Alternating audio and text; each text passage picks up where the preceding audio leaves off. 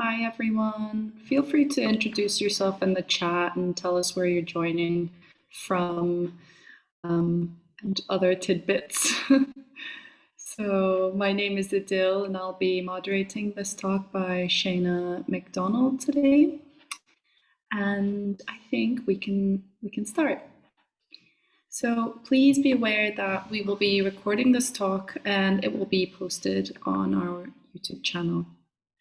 So thank you all for attending our third event, this talk by Dr. Shana MacDonald titled Feminist Media Studies Approaches to Studying Digital Activist Meme-scapes. This event was hosted with the help from Centre for Data, Culture and Society at the University of Edinburgh. My name is Idil and I'm the founder of the Meme Studies Research Network, and I will be moderating this talk today. If you'd like to learn more about this network, then you can go on our website, which is memestudiersrn.wordpress.com. We still don't have any money to buy the proper domain, so it's wordpress.com for the time being. So for today's talk, we have Dr. Shana MacDonald with us, whose work I'm sure many of you are already familiar with, so I'm very excited to have her here, and I'd like to thank her for agreeing to this event. I would like to introduce Dr. MacDonald briefly here.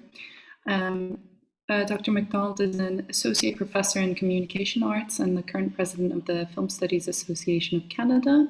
Her SSHRC-funded interdisciplinary research is situated in film, media, and performance studies, and examines intersectional feminism within social and digital media, popular culture, cinema, performance, and public art. Dr. MacDonald is the convener of the Q Collaborative, Q Lab, a feminist design lab dedicated to developing new forms of relationality through technologies of public performance.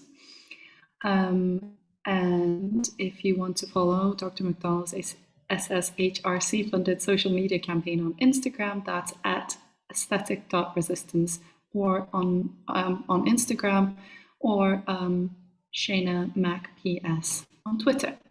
So after Shana's finished with her talk, we will have a Q&A session. And for this session, please be sure to use the Q&A box instead of the chat box. That way I can keep track of the questions directed at Shana. You don't have to wait until the talk is finished to put in your questions. You can just send them whenever you want to throughout the talk. You can also tweet about the event using the hashtag #MemeStudiesRN hashtag. Thanks again, and without further ado, I'll pass the mic to Shana and we can start the talk. Thank you. Hi, okay, so yeah, I'm Dr. Shana MacDonald, and I want to begin by acknowledging that I'm a scholar of French, Scottish, and Mi'kmaq ancestry tied to the Halibut Mi'kmaq of Western Newfoundland. And I'm joining you today from the traditional territory of the neutral Anishinaabe and Haudenosaunee peoples. This land is situated on the Haldimand Tract, and it was granted to the Six Nations, including 6 miles on each side of the Grand River. So in the Canadian context where I'm joining you today, land acknowledgements are a vital practice within the process of reconciliation that we are engaged in. It's a way of naming and recognizing the disastrous consequences of colonial exploitation within our history and our ongoing present. So the conversation I engage in today around methodology holds at its core a commitment to pushing back against the kinds of epistemologies that engendered colonialism in general. I want to take a moment also to thank the Meme Studies Research Network and Idil Galip in particular for inviting me to speak today. I'm a long admirer of the network and the scholarship emerging from it, and I feel like those of you tied to it are the experts on this topic, and so I'm really thrilled to be able to share my perspective on how I'm approaching memes with the group. Today, I'm going to talk to you about the use and circulation of, sorry, I gotta get my slides moving. The use and circulation of memes in feminist digital activist spaces. And I'm going to be situating them as a vital tool for circulating different forms of cultural critique. I approach this research as a feminist media scholar who employs an intersectional and queer feminist media framework to all aspects of digital visual culture. This work develops out of the Feminist Think Tank research group, which I co-run at the University of Waterloo. The Feminist Think Tank, or as we call it, FTT, seeks to develop humanity-centered methods for analyzing digital practices, texts, and phenomenon. Our primary focus is on facilitating practices, preservation, and public-facing dialogues on digital activism. We often work from what we call in Canada a research creation framework, which is known elsewhere as practice-based research or creative analytic practice.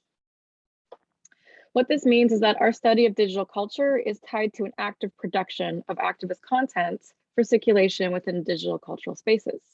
To this end, we run the Instagram account at aesthetic.resistance, which for the last 3 years has functioned as a web archive for feminist media practices and tactics. The account explicitly seeks to amplify the work of feminist, anti-racist, anti-colonial, and LGBTQ+ activism as a means of combating the kinds of broad-based erasure platforms like Instagram have hardwired into their design. The account, we kind of see it as a cultural hack of sorts of the platform of Instagram by seeking low-scale community building efforts through our posts and the way that we kind of gain followers. We'll try to work outside the pressure to create and perform online. If you want to hear a little bit more about this, you can check out the entry in the visual objects or visualizing objects, places, and spaces digital handbook, which you can find online. Or I did an interview that's launching tomorrow on the podcast Teaching Books, so you can find that there. Okay, so this is a meme from our account. Our methods at FTT are tied to an analysis that's also tied into methods of doing that are always public facing, so that the critical conversations we're having in our research group are happening in spaces oriented outside the academy. This is really important to us. I'll take some time at the start of this talk to speak broadly about the question of methods, which for me is a very vexing question. I'll point to some of the theoretical frames that my method kind of takes up, and then I'm going to look at a couple of memes at the end to kind of think through my overall focus and just give some broad general gestures towards how that looks in practice.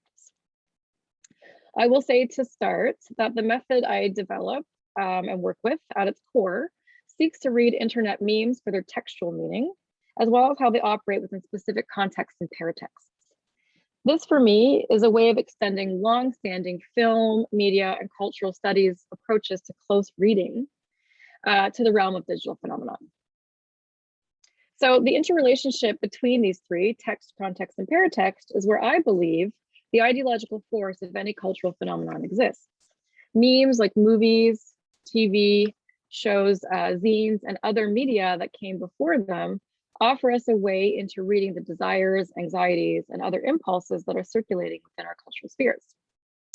In this way, as an interdisciplinary media studies scholar, I feel an affinity or kinship in my work with digital sociology, which is a disciplinary arena that I wish to actually explore a lot more fully in the future. I believe many of you here are situated within that field, and so I look forward to learning from you in the Q&A, or if you want to send follow-up emails to me to kind of discuss this a bit further. In particular, I'm hailed by Neil Selwyn's call for the development, in quotes, of new ways of holding to account the digital societies we currently have, while also constructing plausible alternatives and advocating for better futures, end quote. And this comes from What is Digital Sociology from 2019.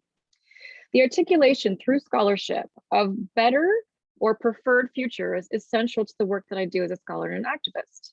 I believe that naming our preferred futures is a pressing issue for those of us studying the digital, especially when we continue to face the harsh reality that the corporate platformatization of our worlds and social practices, and I'm thinking here of the metaverse, seeks even greater domination on an ongoing basis. So we must, as Nicole Ashoff implores in her recent book, The Smartphone Society, theorize and think more fully about how our creativity and online presence are being appropriated by and for tech companies. When we take this view, we realize that people are at the center of this after all. All the content that is driving engagement and thus platforms for-profit data collection relies on us as workers, creators, and most importantly, if we are to fight back, as agents of change. So this then leads to why I study memes. I feel memes are a fundamental aspect of digital cultural practice, and I would argue they're the text for looking at current discursive flows in our society. As Limor Schiffman rightfully claimed in 2014, internet memes encapsulate, in her words, some of the most fundamental aspects of contemporary digital culture. They are what film was 80 to 100 years ago and up until the recent turn of the century. They're ideological beacons that dictate our worldviews and practices, as well as open up the spaces for negotiation of those dominant beliefs that they circulate. This is particularly the case with memes because of their inherent ability to be readily parodied and remixed, thus encouraging significant forms of intertextuality that echo back to histories and centuries of visual cultural belief systems that are hardwired into what we see in our intertextual memes. As Schiffman notes, they are, in quotes, a new arena for bottom-up expression that mixes together popular culture, politics, and participation in unexpected ways, end quote. Memes are thus complex, value-based practices that both encode and decode our shared cultural experiences.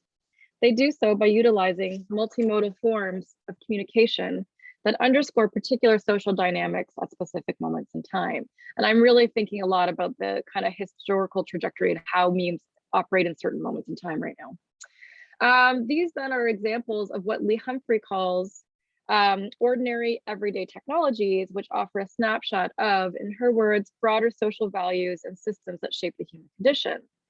Importantly, not only do they evoke personal affective responses, but as Carl Chen argues, they, in quotes, spread across borders and territories to involve much larger groups of people acting in solidarity than might previously have been possible. I've become increasingly interested, as I just mentioned, in how memes operationalize social media platforms during particular times of uncertainty. In 2020, I published an article on COVID memes, and I looked specifically at intergenerational tensions within differing responses to the first wave of lockdowns, and how that kind of made its way across Twitter and through memes, and how this elicited a set of underlying critiques from Gen X media audiences. In the article, I looked at 4 to 5 memes that I had selected while documenting the first 2 weeks of the pandemic responses on my own social media timelines. And then I offered a close reading of them together. And what was really interesting was the way that this kind of allowed, and this tweet here was where it all started, this kind of dialogue or paratextual conversation that was happening across a bunch of Gen Xers, thinking about why our response was different to, say, those of our parents or younger people in our lives. And it was that kind of really typical Gen X angst thing coming through. But in the article, I look kind of more specifically at what kind of ideological force underpins that particular type of angst at this particular moment. And it all kind of played out on the world stage through memes. So the approach in that article, I talk about it here just because it reflects what I would argue is a very necessary humanities-based approach to digital culture more broadly, and internet memes in particular. This approach stands in contrast to big data research practices that largely study overarching trends, patterns, and associations. Instead, I advocate for small data curation and cultural analysis as a way to think through those sort of ideological flows that are circulating with digital phenomena.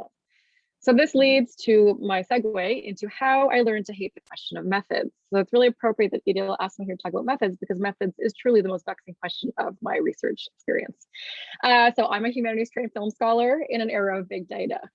And I can't emphasize how challenging this is. I can't emphasize enough how challenging this is for me, especially in my desire to read internet memes for their form and content, to get at the significance that they have as cultural texts.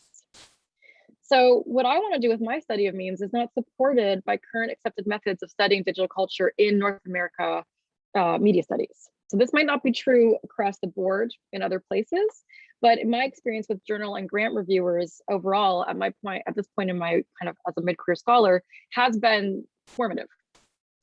So one thing that I will say within this is that I categorically resist any assumption within the era of big data that A, more data is better, and B, big data sets offer more objective or are preferred methods over other approaches.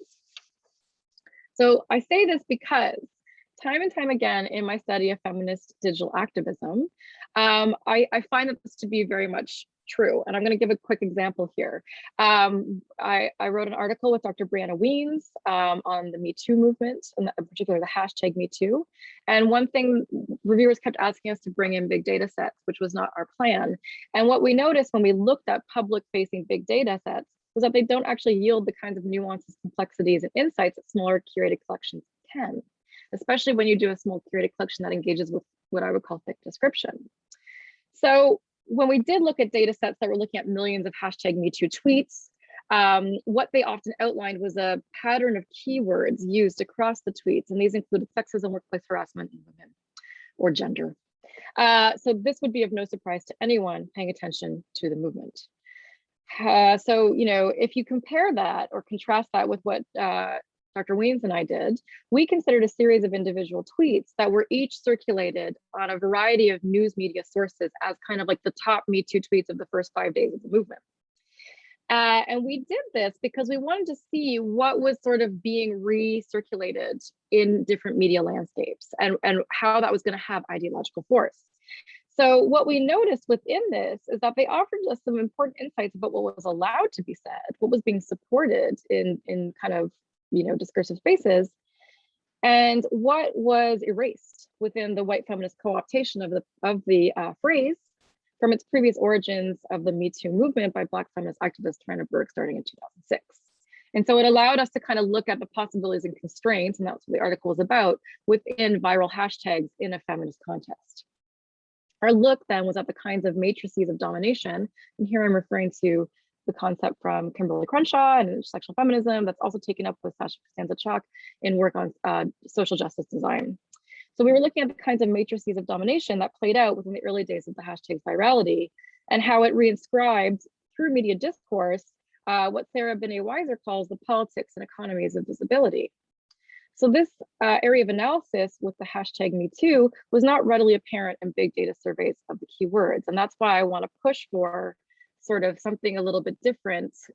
All things can be done together, but I think there is an important for these small, idiosyncratically small data curated sets that we do close analysis with. So this is why I find it vexing that I must justify humanities approaches that have been readily applied to other media for a very long time. And yet for some time within the digital context, they do not hold the same institutional supports as more social science inflected big data approaches. I think this issue is actually fundamental as one to name and address, as it's tied to questions of ethics that are central to our discussion of big data in our digitized world. On this topic, I would direct you to the recent book Uncertain Archives, Critical Keywords for Big Data, which in the introduction posts the need for arts-based research methodologies as a counterpoint, as they argue these provide, in quotes, embodied, imaginative, and speculative approaches to the challenges that big data archives propose. So as embodied, imaginative, and speculative methodologies, what they do importantly is point to what I would say is a core ethos of performance studies, which is also a field that I work within. And the book actually names this as an important field to consider when we do this work. So these terms, embodied, imaginative, speculative, are also central to critical or social justice design, which is something that I think is a really important field to be thinking about when we develop our methodologies. So within an intersectional feminist framework, these fields of performance studies and social justice design foreground how crucial embodied ways of knowing, or ontoepistemologies, are for the study of the digital world.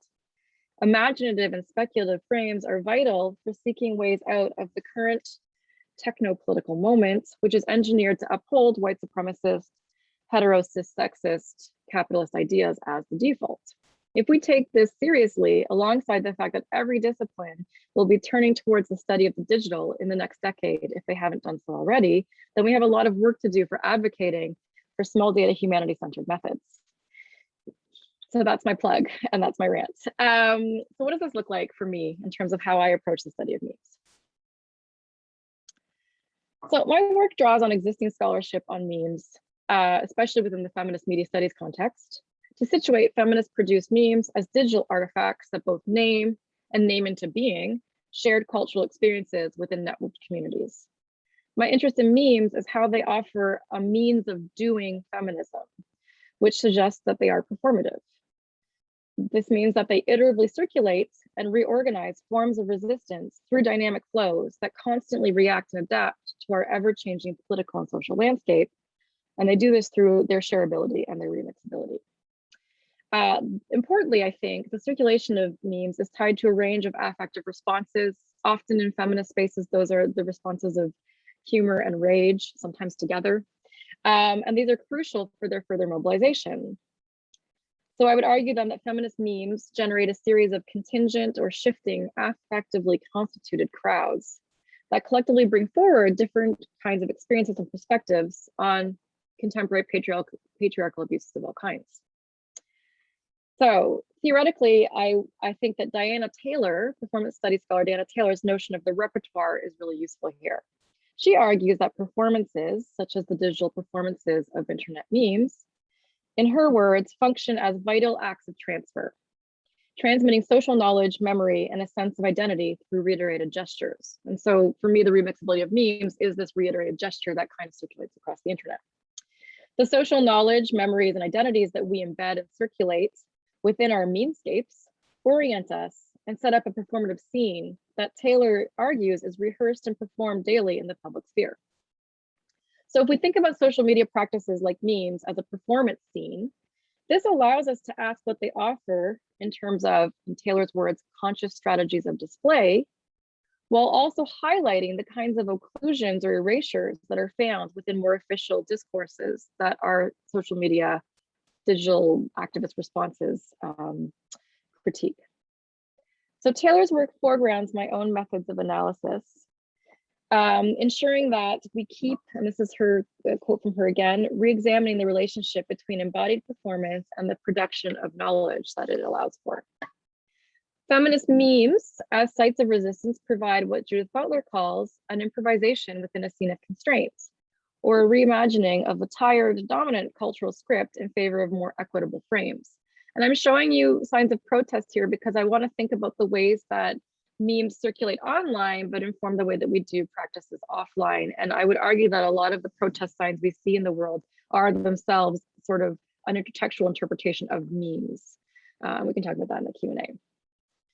So as elements of what Carrie Rentschler and Samantha Thrift outline as networked feminist humor, feminist memes can provide an improvisation within the constraints of mediated misogyny, offering both, and this is from Ringrose and Lawrence, quote, new ad hoc feminist publics and ways of knowing, as well as new forms of communication, community, and consciousness raising. This leads to an important theoretical consideration of Zizi Papakarisi's foundational work on the virtual public sphere and its affective resonances, which almost 20 years later, from the first time that she was writing about this, is prescient in naming corporate interest and the lack of regulation of racist, homophobic, and misogynist content as the factor that will and has shifted online spaces from ones of possibility into ones of violence and silencing. And yet, even with this harsh reality, activist communities and their use of memes have managed to work with the design of corporate platforms to encourage discourses of solidarity, connection, and resistance. Here, I would say, I'm going to go actually here. Tara Connolly's more recent, but equally foundational writing on hashtag feminisms is instructive, as it lays out a framework for engaging in the study of resistant online practices through what she outlines as the three constructs of discourse, embodied practice, and ideology. As a form of what Andre Brock has coined critical technocultural discourse analysis, Connolly's approach usually points to how discourses and practices occur in conjunction with one another through, and this is her words, the technologies that carry them across time and space. And so again, that time and space thing I think is really important to our analysis. Foundational to this is the broader discussion within social technology studies, critical race theory, and feminist studies of digital cultures, which inform Connolly's work. She makes a key claim in this article, which is the lead article in a book that I edited that's coming out later this month, which I'm really excited about, so you should all check it out. This is what she argues in her essay for the book, that technology platforms and artifacts like hashtags do things. They're not neutral, end quote. Like Connolly's arguments that hashtags do things, memes also do things, and thus they are not neutral. This is because of their entanglements with the platforms they circulate on, but also because of the ideological critique or values they contain and disseminate.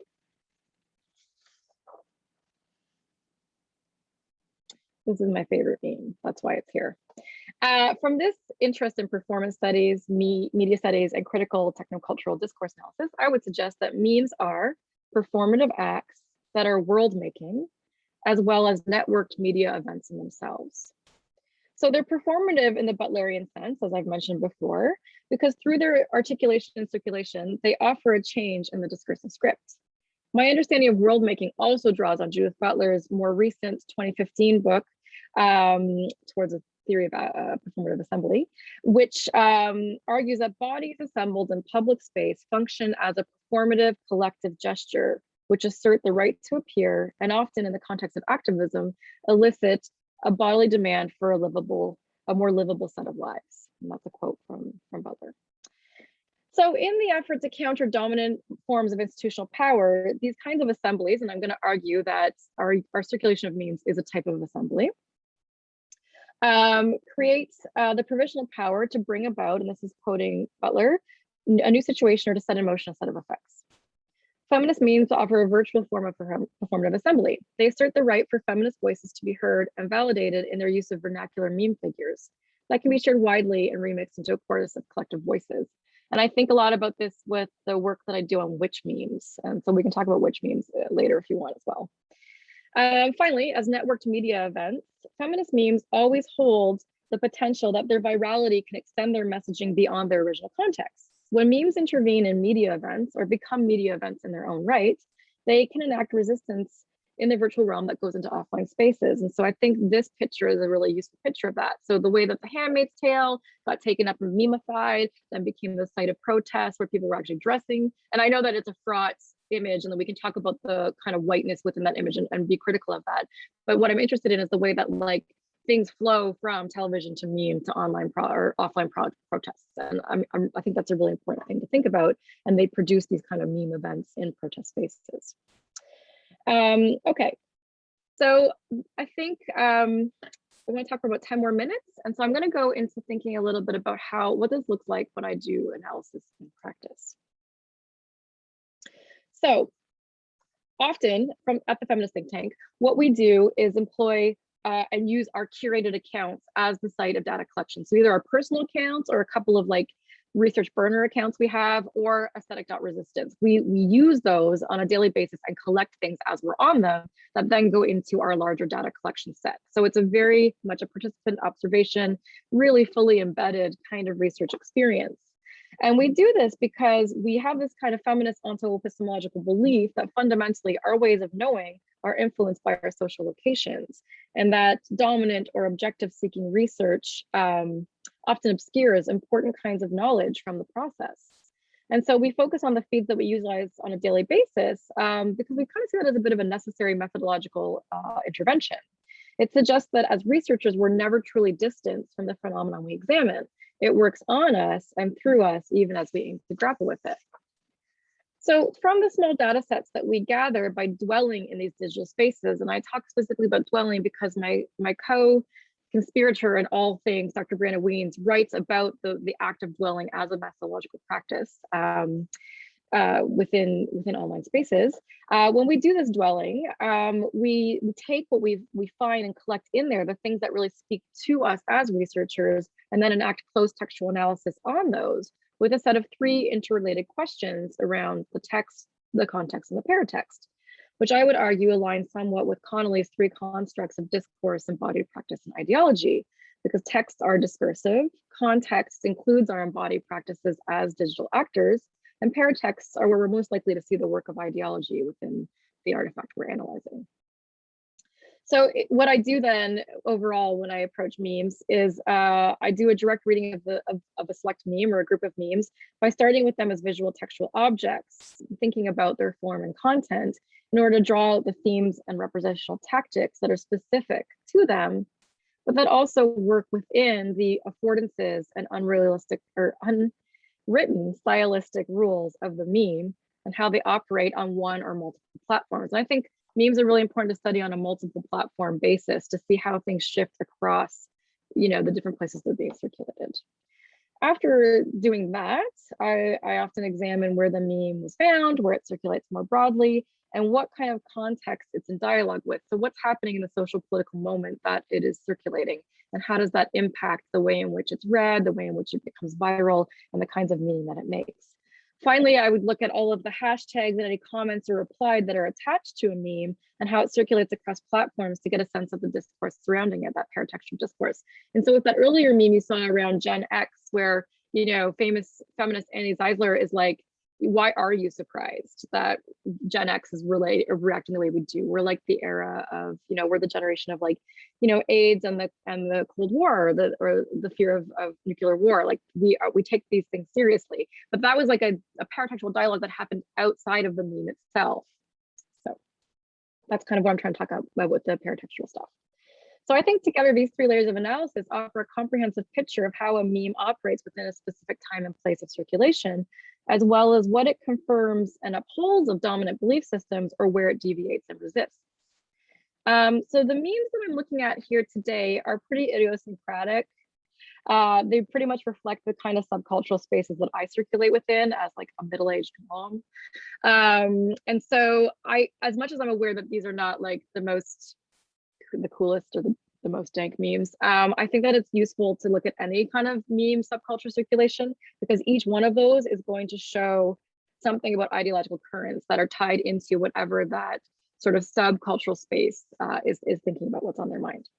I'm not going to go into step-by-step analysis of these memes, but I'm going to look at them together as a group and just give you some thoughts about how they operate. And they're temporally located. They're all pandemic memes, and they're very much tied to different points in time of the pandemic thus far. So this meme is the meme that I showed in the coda of that article I wrote that was published in 2020. I took a screenshot of this meme on March 16th, 2020, so 3 days after my city went into lockdown for COVID, and I made it my computer home screen. And so what was really important for me about this fairly generic, entirely generic meme is how it actually manages, even in its genericness, to articulate how broken our institutional systems are. And so for me, it was this moment where it gave me a little bit of solace. So, as Bell Hooks argues, when we name systematic failing, we open up the discursive possibility to imagine life otherwise. And so this includes memes that allow us to not make the most of the pandemic and eschew, the impulse to be hyper-productive. My choice to engage this meme was unprompted. It showed up unprompted on my Twitter feed. And so it was kind of getting at some of the affective and activist impulses that the meme evoked in me, even though it was just kind of in that flow of ephemera that was going over my, washing over me. So methodologically, this offers an example of the embodied practice that Connolly discusses. We do have to take seriously what are the things that kind of we encounter in our non-research spaces, because I think that we're always researching when we're digital researchers online. So I want to think about a couple of other examples to follow the thread here. So this meme is also from a fairly generic girl boss account, a snarky kind of humor Instagram thing, but it offers this useful critique of what I would call toxic post-feminism or toxic post-femininity that's tied to perfectionism and outward performances of hashtag winning through self-care and lattes. It locates this within the context of the 2020 holiday season, which was very different for many people, where there was a lot of grief and uncertainty. What it allows for is a critique of capitalist excess and pressures to perform by admitting that the narrator is not okay.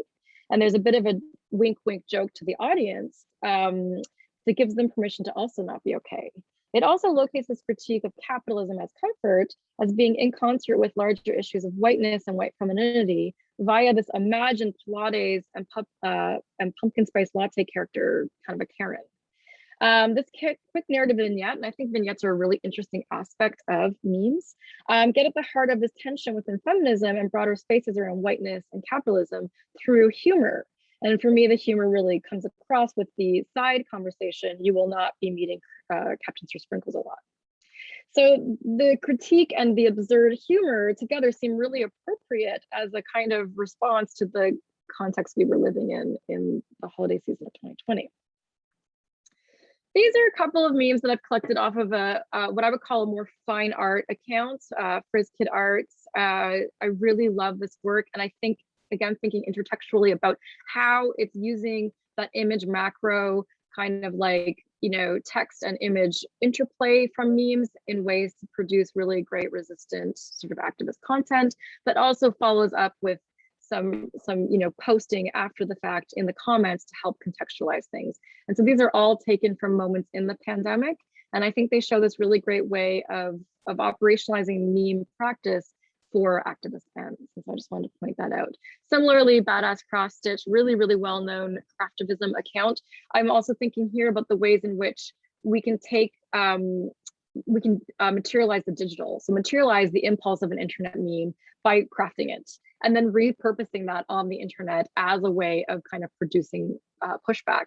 And again, this becomes the gateway for this longer conversation that's happening in the side chat about like frustration with vaccine hesitancy in in their spaces. And so, you know, yeah, I want to talk maybe in our Q&A about like when memes become different things and how they transform over time and then come back into the internet spaces. So this last meme, let me just find where I'm, yeah, is yet another kind of pandemic meme event. So it's actually thinking about, and it's coming from this art-based account that I really love called, I think this is Dying But Fine. Yeah, this is Dying But Fine. And this is like taking up this fall plan versus Delta viral meme practice. This was from late August. It's very context specific, I think, to where we were at in Southern Ontario, where I live, where the account also comes from. But with this meme, like the other ones, we're seeing these memes circulating and going viral at times when audiences and producer consumers of memes need to utilize memes as a release valve for the kinds of pressures and tensions that we're experiencing as pandemic citizens, and doing it through, in this case, bleak humor, which is what the Dying But Fine account is really well known for. This one, like other examples, explicitly names the growing list of concerns we face as global citizens within the context of a nailed it, failed it framework, but also utilizing Barbie, which happens throughout the account. So at their best, these kinds of memes encompass larger sets of cultural critiques. And we can see this here, how the meme pokes fun at the neoliberal white femininity of Barbie, but also then opens us up to this larger conversation of all the social ills that we're kind of shouldering at the moment. It also gives us permission as those consuming the memes to come together under the reality that we're all in some ways falling apart. And this is a type of solidarity and care that underpins the ethos of this and other memes. So to conclude, I just want to note that together, these memes offer a brief snapshot of the kinds of feminist negotiations with the pandemic that were happening through internet memes. Building on Connolly, I'm reading them at multiple levels of their textual meaning, their context of production circulation, and then how they kind of engage in paratextual discourses in order to highlight the ideological critique of capitalism that kind of underpins them. Connolly reminds us in her study of hashtag feminism that the ideologies that these technocultural practices circulate always exist as, in her words, a set of beliefs and values among competing solidarities across contested feminist landscapes. These small selection of memes demonstrate really different emphases and rhetorical approaches to the critique of capitalism. These are competing solidarities on some level. And I think that's a really important point to make, because we always want to be able to be critically conscious of what's happening within feminism and what it erases and what it doesn't allow for, as much as what it does allow for. And yet the critique remains in each meme, which circulated over time and in different feminist online spaces, point to types of connection and solidarity in the face of collective fatigue and despair. In this way, they function as necessary counterpublics, even within the complicit and compromised spaces of social media platforms like Instagram. Thank you. Wow, thank you. That was amazing, Shana. It was just so empowering to hear you talk about the lack of institutional support for small data, for thick description, and for feminist meme research. It's I'm sure many of us can relate to that, and thanks so much. That was really wonderful. So shall we start the Q&A session? Okay, so Gigi, hi Gigi, she's sent in a question saying, I'm curious to hear you speak more about whiteness, and in relation to that, the commodification of feminist memes and their political potential. Yeah, okay. So, and feel free to follow up with the question if I'm not going in the right direction with it. I'm just reading the question here on my other screen. Yeah, so I mean, I think that, you know, as an intersectional feminist, when I say I am putting forward intersectional and queer feminist practices, it ultimately means that it's not just about how intersecting identities kind of produce differing forms of oppression. It's about decentering whiteness, because that's where we're kind of taking our intersectional cues from, is from Black feminism. And so we want to find the ways in which we're always going to name and call out whiteness and how it operates in any kind of cultural sphere. And so I think that as feminists, we have to be incredibly conscious of the ways in which white feminist is an absolutely punishing and exclusive space for people who don't fit in it. And I when I talk about white feminism, I'm talking specifically about a white liberal feminism. So a kind of feminism that kind of is trying to fight for equality as opposed to equity. That's just kind of like a lean in Sheryl Sandberg kind of girl power thing. And for me, that's entirely, because it's tied into capitalism, is entirely suffused with whiteness or white supremacy, because those things operate together. And so then I guess what we have to ask when we look at memes is how whiteness and, cis hetero beliefs are operating within that discursive context. So what, and I often, like, for example, with my students, talk pretty extensively about thinking through digital blackface in meme and GIF culture. And so, that's a pretty common thing that has been talked about in the past maybe 5 years, more broadly in public, around the ways in which certain bodies get selected within like GIF libraries or archives, and those bodies are often queer, like effeminate gay bodies or Black bodies, and those bodies are put into spaces of excessive emotion as a point of humor. And this is like entirely problematic. And so that's a way in which I think whiteness operates within our meme repertoires and our GIF repertoires that we have to be very conscious of. And that's a really outward or overt example, but like I'm super interested in memes that are going to play with that and pull against that. So if you look at that latte one that I said, but the holiday or the Barbie ones, like you're seeing people using these tropes of the Karen or the Barbie as this way of picking at the problem of white femininity, I think is what I would say about that. In relation to that, the quantification of feminist memes and their political potential. That's a really great question. I mean, it can go either way. It's like the good and the bad, right? Like they can be co-opted, and when they get co-opted, they basically become meaningless. So if we get but I'm always going to say, like, I showed you some fairly bland, generic, non-resistant. They're resistant, but they're also kind of like low key in their resistance, with that kind of Canva vibe and like just like a live life love vibe, like which is where it can go. That's the problem. That's where we can like see a capitalist co-optation of feminism through the girl boss, millennial pink, really clean aesthetics kind of thing. We can see that happening, but I would argue even in that, if we want to, we can find resistance, if that makes sense. And so, let's co-opt what's been co-opted and remix it. That's the beauty of the meme. You're just going to always remix it. And if you co-opt sort of these more generic feminist memes that participate in a white liberal femininity, you can also pull those apart from the inside, and in your remixing, critique them as another layer. That's the beauty of memes, right? So that's where I'll go with that. But honestly, if that doesn't make any sense, just follow up with other questions about that. Yeah, thank you. That's super interesting. Actually, kind of feeds into some of the questions I had. I'm going to be a little bit selfish and ask some of those now. I was just basically going off of the discussion around commodification. I was wondering how platform capitalism intersects with resistant online practices and how we can see the tension that brings. I guess another question that falls off of that is, can technologies of the powerful and the rich be co-opted and used outside of their intended outcomes, especially in relation to memes? I love those questions. I'm going to start with the first one, and I'm going to ask you to remind me of the second one. Mm-hmm. So I know how to answer it, but I'm going to, I want you to remind me. So, I think that at the Feminist Think Tank, we think about this extensively. When we started the Instagram account, it was because I had been given a grant, and I had promised that I would create a media archive. And I realized that I wanted to be reaching out to fourth wave digital feminists, and that a website wasn't going to cut it. So I went to Instagram so that I could reach a larger audience. And in my experience of being, running an activist account with my research team for the last 3 years, a couple of things have come into focus for us.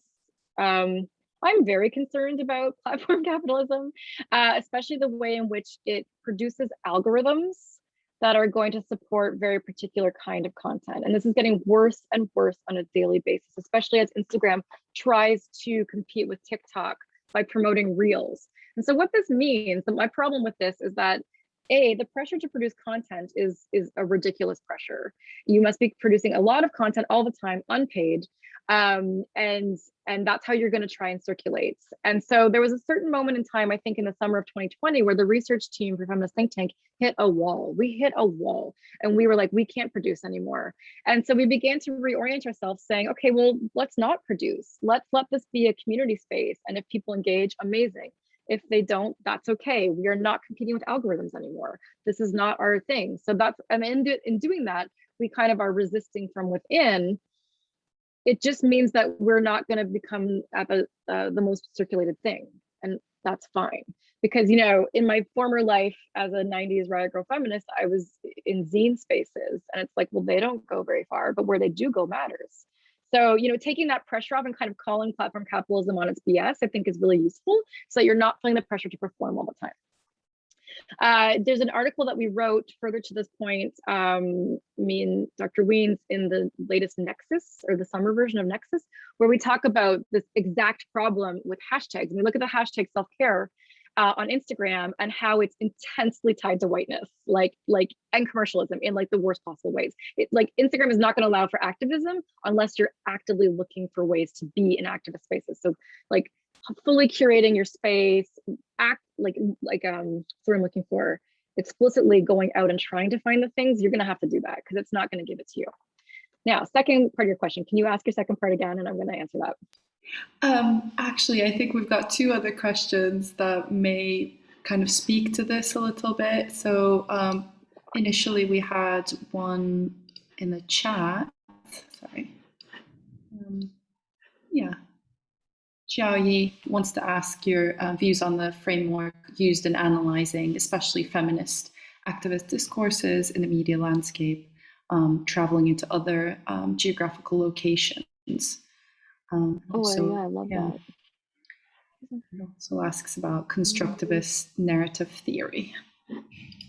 Oh, I love that. Okay, so I don't know anything about constructivist narrative theory, but I think I should learn something about that. Yeah, there's a piece that I was just reading, I think by Paul Dawson recently, on emergent narratives, which seems entirely appropriate to what we're talking about right now. And so I cannot answer that in any fullness because I'm still thinking about it.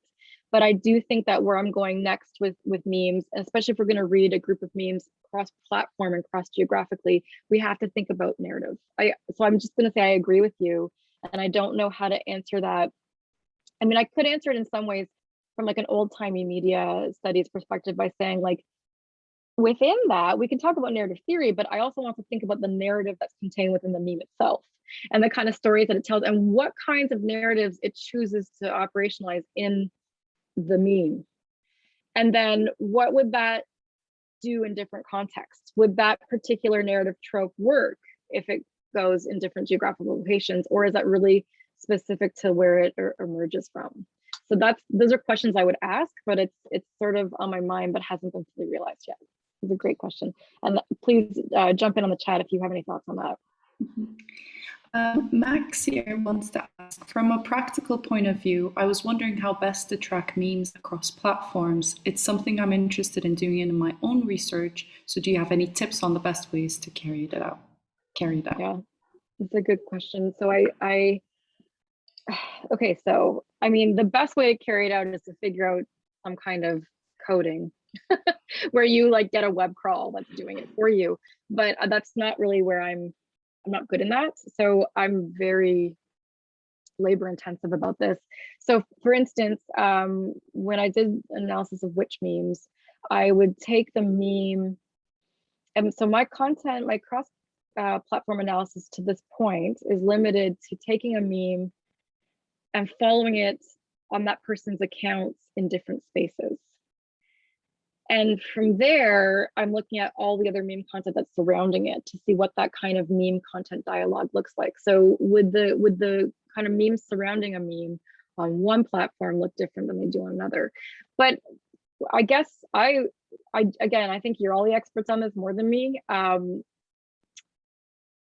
There's got to be a way, I'm showing my ignorance here, to take something, drop it in as a visual, and then, I mean, the other way to do it is like, if it's a viral enough meme at a particular moment in time, you can just put that in a search engine and then see what comes up and literally follow it across that way. That's one way to do it. And then I'm just screenshotting everything and throwing it in a Google Drive and then tagging it. which is again very labor intensive. And so this is where like big data methods of using computational coding is useful. And I'm just beginning to learn how to do that. So at some point you might see me do a new talk where I'm like, mixed methods, some big data, some small data. Because I think with cross-platform, you have to figure out some way to be moving in digital spaces that locates that thing. So the fall delta, like you could, I'm calling it a meme event because you could have spent, the minute that went viral, you could have spent 2 days just collecting memes across every platform with the hashtag. So a hashtag that is tied to a viral meme is also another really good way to find it across platforms, I would say. But then you get into things like TikTok and Tumblr, and it's like, that's a whole other world, you know? Yeah. Okay. Yeah, totally. I actually think that is a pretty practical suggestion, the hashtag, and also image search, as well as just Google. But I guess that's where some of the like kind of platform like stickiness stuff like comes in. So I was just again just going off of that, I was wondering, since you do research on your own feed, I was wondering how algorithms and algorithmic recommendation plays into the memes that you see. So do you look at the accounts that you follow, or do you focus also on your explore page? And how would you treat like the algorithm of Instagram, or who the algorithm thinks you are? Yeah. I think, okay, so one of the ways I would answer that is that we will, as a research team, research something. So at any given time, there's about 6 of us, and we're all really differently located people. And so I first encourage us to all go to our own feeds and search a hashtag, or just, and one thing that we do with our work is we do these public data jams where we get people to what we call everything but the kitchen sink. And we ask everybody who shows up to dump all their screenshots. And then we think through where there's similarities and overlaps with that. So that's a really fun methodological thing to create a data set. Like, it's a really fun way of creating a data set that we're kind of exploring. And that's part of that research creation thing we're doing right now. So the first thing is that because we're all differently located in terms, like really we're oriented in completely different ways, and generationally and in all other ways, that allows us for a bit of broadness in what we're seeing. And what we are surprised about, like say when we did the self-care hashtag research, I was like, everybody put in self-care as a hashtag right now, screenshot everything you find. So we were doing that in the exact same minutes and we all have the same feed, even though we're completely different people. And then we did a burner account. It had the same feed. So the algorithm is so strong. So like, I don't think you can, so my answer to that is you have to work with that as a reality and build that into what's happening in your critique of what you see. So your data set is going to completely be controlled by the algorithm. The other way around that is to just be sort of on a daily basis screenshotting what comes up on your feed or your explore page, which are algorithmically tied into you to a certain degree. And I know that all of you who are so good on TikTok have created really idiosyncratic algorithms. I haven't figured out how to do that yet, but I know you all know how to do it. And so that's a really great place where you're going to get some stuff. But like, we can never imagine that we're having some kind of unmediated access. So then at that point, I think you have to get very proactive in your dwelling in online spaces and be like, I'm going to follow and just go to all of my favorites.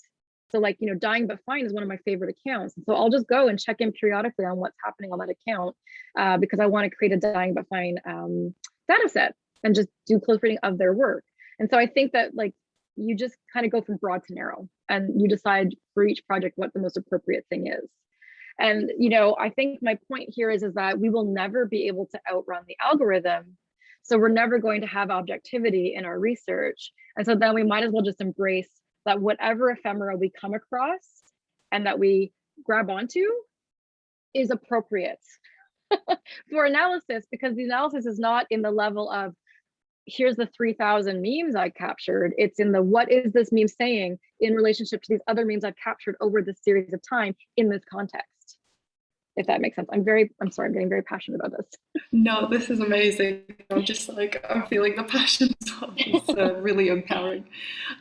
Yeah, I guess that's where, like reflexivity comes in, and that's where, you can unpick some of the, who you are as an actor on these platforms and how you how you engage with the memes themselves. And since I have to run really quickly to my tutorial, I wanted to ask if there was any final questions, and if there are not, then maybe Dr. MacDonald, if you could just tell everyone where they can find your work or where they can follow you, that'd be great. Yeah, so I just want to say, you asked a really good question earlier, and I'm just going to say, I think everybody needs to go back and read Walter Benjamin's essay, Author as Producer.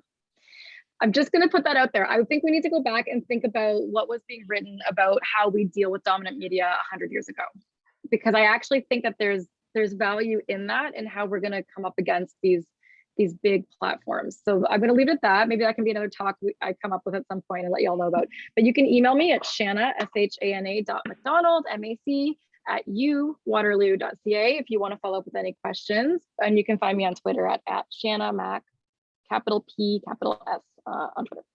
So thank you so much. Thank you so much, Shana. And there was one last question about ethics issues, but I don't know if maybe we could briefly address it, maybe in the remaining 3-4 minutes, or you don't have to either. So. Oh my gosh, that's such a good question. When I've published and I've done critical things about people's accounts, I've not shown the accounts. That's my quick answer right now. Like if I'm calling a post out for it, say it's white femininity or whatever, I just describe the image and I don't show the account. And I've gotten pushback on that from journals, but I'm like, no, I can't. That's because nobody asked for that. Yeah. You know, but if it's a public account by a public figure, then I think it's a different story. So those are kind of quick answers, but I'd love to talk about that further. Maybe we can have like a group chat at some point about that. Yeah, that would be amazing. We've got so many questions because it's not like these things aren't often talked about, but there's so many people interested in them. The only content we're getting is like big data computational meme research, so we're like starved to talk to someone who's like a successful academic doing this type of research. So this has been really lovely. Thanks again for all your time, and hope to be in touch. Yes, thanks everyone. Bye. Take care.